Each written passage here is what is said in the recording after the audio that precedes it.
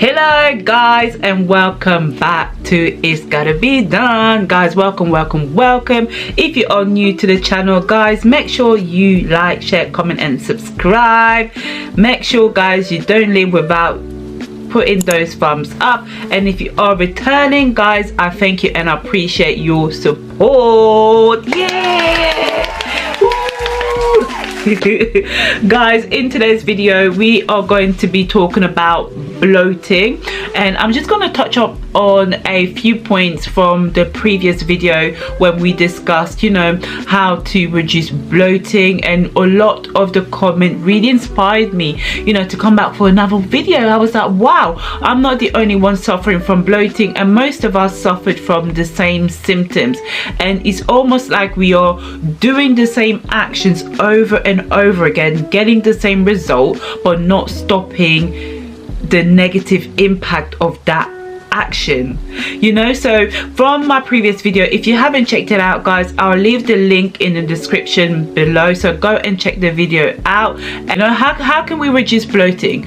So we already know that bloating is usually gas, you know, that we're not getting rid of, and that could be down to the food that we eat, could be down to the drinks that we drink. So bloating can be down to medical condition. You could be pregnant, or you know, you're just not eating the right food. So, or it could be down to lack of sleep. Like there's a variety of reasons why we get bloated, and one of the reasons what really came out is obviously our menstrual cycle. Ladies, if you know, you know. Unfortunately, that gives us discomfort, that makes us feel unhappy, that makes us feel not beautiful, that makes us feel a lot of ways.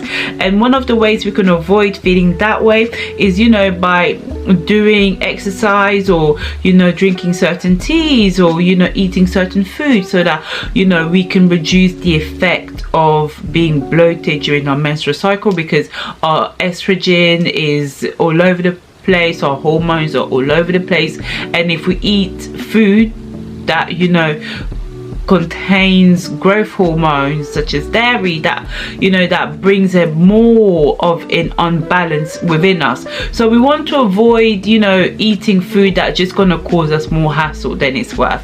So, and also one other thing that kind of came up that I wanted to address is, you know, the late night eating. So I do know that a lot of us, you know, eat late at night. For me, I know for a fact when I do my recipes, a lot of the time I eat late because I'm making a recipe late at night, or because I just don't have time during the day, and I'm just grabbing things here and there on the go. I'm not really thinking about what I'm grabbing. I just know that my belly is hungry, or my mind is telling me that my belly is hungry, and I just have to grab anything and go. A lot of the time I don't even think about what I'm grabbing. I just know I need to feed me.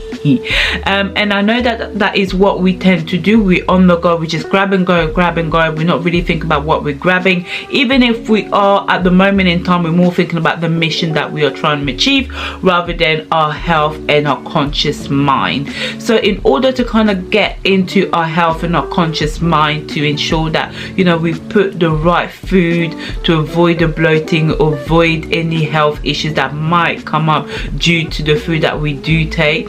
Different reasons why you may eat late at night. Could be down to your family structure, it could be down to your environment not be the correct environment for you to really prep the food that you really want to eat, or to make sure that you have a healthy balanced diet. It could be down to your work life, you know, you're just not creating the space and the time for you to really make the meals that you deserve to eat. So with that being said, guys, with all those factors in place, one of the top tips that I will suggest that we can start doing to ease our schedule and our food, and incorporate the two so we are eating healthy, I would say meal prep. Meal prep.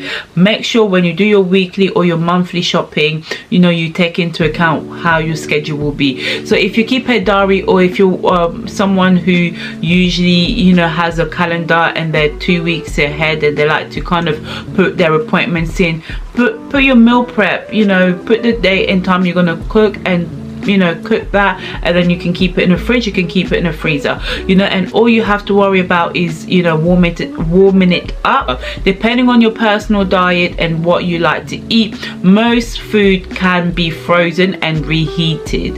Soon as something frozen, it doesn't lose flavor. All you need to do is reheat it. If it does lose flavor, guess what? Sprinkle that spice on top. sprinkle that spice and it comes back to life. And so and that's it, you know.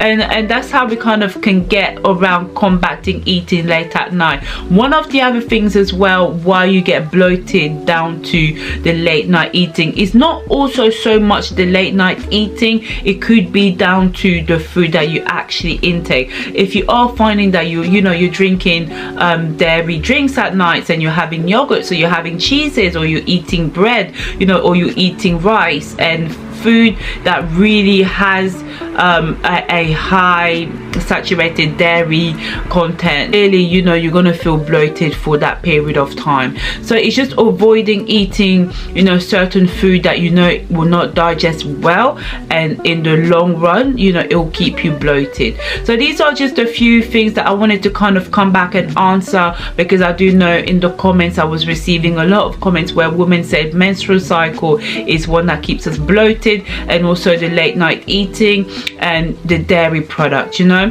it's hard to avoid dairy product because dairy is everywhere. There's hidden dairies, there's dairy you can see with your eyes, there's dairy all over. You know, it's hard to avoid dairy, but if you can go dairy free, that will help with the bloatedness. You know, you can start off with rice milk if you are a milk drinker. You know, oats are a good option.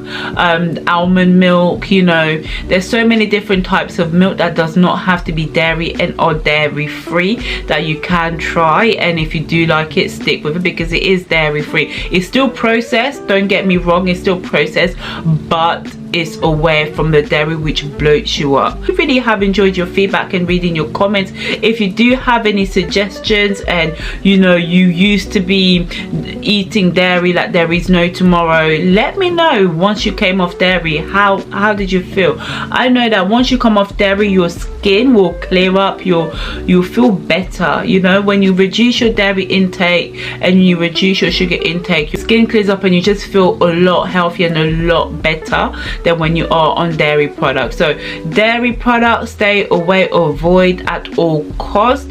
But if you can't, then obviously it's unfortunate. Try alternative. There is so much alternative to dairy, it's unreal, that you don't even need dairy. And also yogurts, you know, try alternative. If you're into your yogurt, you know, try alternative, or just cut down. Before you know it, you won't even need it anymore. If you have enjoyed the video, if you are new, guys, make sure you leave a comment and subscribe to the channel. And if you are returning, I appreciate you guys, and I'll see you guys in my next video.